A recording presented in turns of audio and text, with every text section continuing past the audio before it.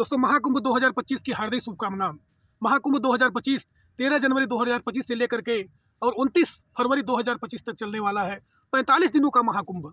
महाकुंभ यह पूर्ण कुंभ है। 12 वर्षों के पश्चात यह कुंभ लग रहा है। प्रयागराज उत्तर प्रदेश की धरती पर महाकुंभ है। हम लोगों का परम सौभाग्य होगा कि कम से कम 1 बार 2 बार 4 बार जाकर के वहाँ डुबकी लगाएं। 2 साल से लगातार उत्तर प्रदेश सरकार कठिन परिश्रम के द्वारा बहुत सारे नियम कानून लगा करके, बहुत अच्छी व्यवस्था करके, तमाम प्रकार की लाइट, बिजली, बत्ती, सड़क, पुल, पानी, शौचालय, अनेक प्रकार की तैयारियां चल रही हैं। अभी मैं पिछले दिनों प्रयागराज गया था। बहुत अच्छी व्यवस्था चल रही है। हम लोगों को बिल्कुल चलना है और जा करके माघ मेला में दर्शन करना है, डुबकी लगानी है। इसके बारे में 10 बातें बता जा रहा हूँ कि महाकुंभ क्यों लगता है, किस किस स्थान पर लगता है। इस वीडियो को आप लाइक करें, शेयर करें, सब्सक्राइब करें। दोस्तों, समुद्र मंथन के पश्चात जब समुद्र मंथन हुआ था, 14 प्रकार के वहाँ रत्न निकले थे। उन 14 प्रकार रत्नों में से एक रत्न अमृत कलश भी था। जब अमृत निकला तो राहु नामक राक्षस अमृत कलश को लेकर के भगने लगा। देवताओं ने देखा, इंद्र भगवान ने तत्काल उनको पकड़ा और विष्णु भगवान देखे कि नहीं, अमृत कलश को लेकर के यह राहु भग रहा है, तो छीना झपटी में अमृत की कुछ बूंदें 4 स्थानों पर गिरी।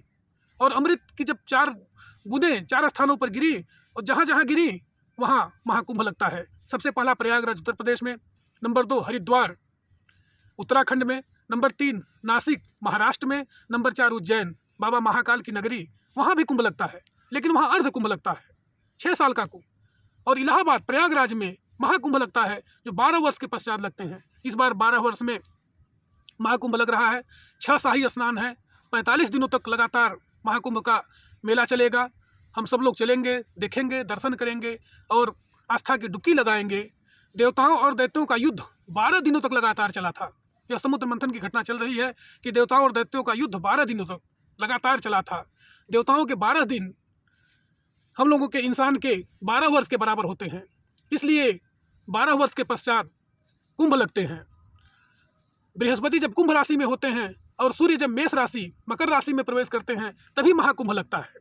देश विदेश के लाखों नागा साधु सन्यासी, पूरे देश दुनिया के लोग स्नान करने के लिए, दर्शन करने के लिए आते हैं। कहा गया कि गंगे च यमुने चैव गोदावरी सरस्वती नर्मदे सिंधु कावेरी जल अस्मिन् सन्निध कुरु।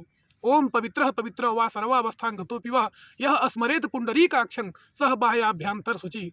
अंदर और बाहर, बाह्य और भीतर दोनों प्रकार के पापों का संताप नाश करने वाला गंगा जी का यह पवित्र जल, संगम की पवित्र नगरी गंगा यमुना माता की कृपा हमेशा सब पर बनी रहे।